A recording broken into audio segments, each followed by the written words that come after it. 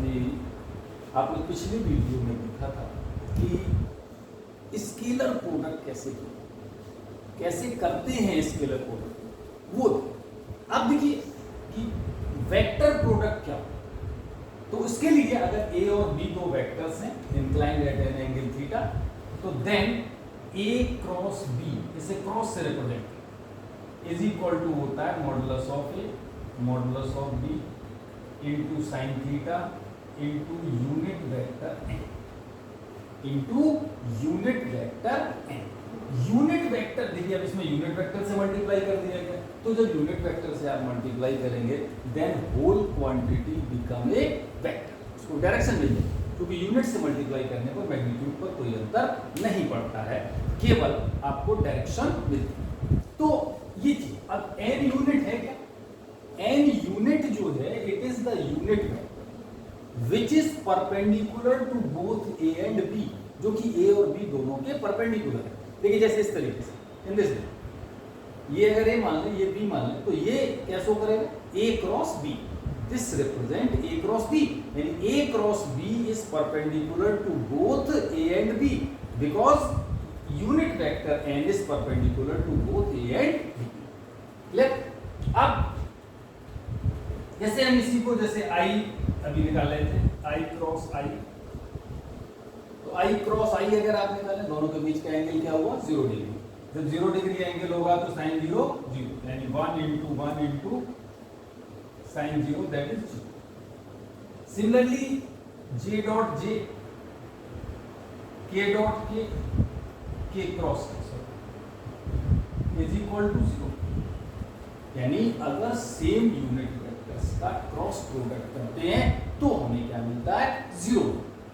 अब जैसे हम आई क्रॉस जे निकालें, आई क्रॉस जे, तो 1 इंटू साइन 90, क्योंकि आई और जे के बीच का एंगल 90, और आई और जे के परपेंडिकुलर क्या होगा? के। क्यों? क्योंकि I is along X axis, J is along Y axis, तो इन दोनों के परपेंडिकुलर क्या होगी? जेड एक्सिस, और जेड एक्सिस के अलोंग यूनिट वेक्टर क्या होता है? K. So therefore we can say that I cross J is equal to K. इसी तरीके से j क्रॉस k अगर आप लेते हैं तो इट इज i, और k क्रॉस i अगर आप लेते हैं तो इट इज j। ये यूनिट वेक्टर्स को क्रॉस प्रोडक्ट कैसे किया जाता है। अब देखिए एक चीज और कि अगर कोई भी दो वेक्टर्स, जैसे मान लेते हैं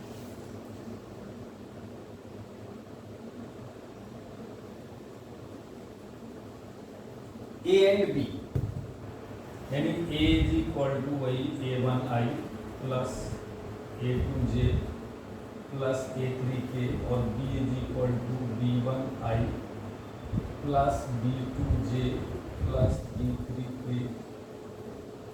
ये आपके दो वेक्टर्स हैं।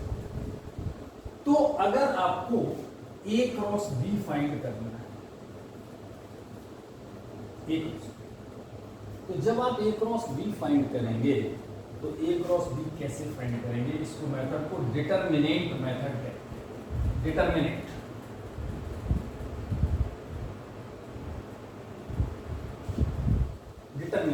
तो कैसे? इसको ये साइन होगा डिटरमिनेंट I, J और K, पहली रो में लिख लिया। फिर किसका? A, तो A के कोएफिशिएंट्स लिख लीजिए, A1 A2 और A3। इसके बाद B है तो B के कोएफिशिएंट्स लिख लीजिए। अब इसको सॉल्व करने का क्या करें? सॉल्व करने में देखिए सबसे पहले I जब लेंगे आप, I लिया, तो जब I लेंगे तो I के सामने की ये रो और ये कॉलम दोनों कैंसिल हो जाएंगे, बचेगा ये 4 एलिमेंट्स बचे।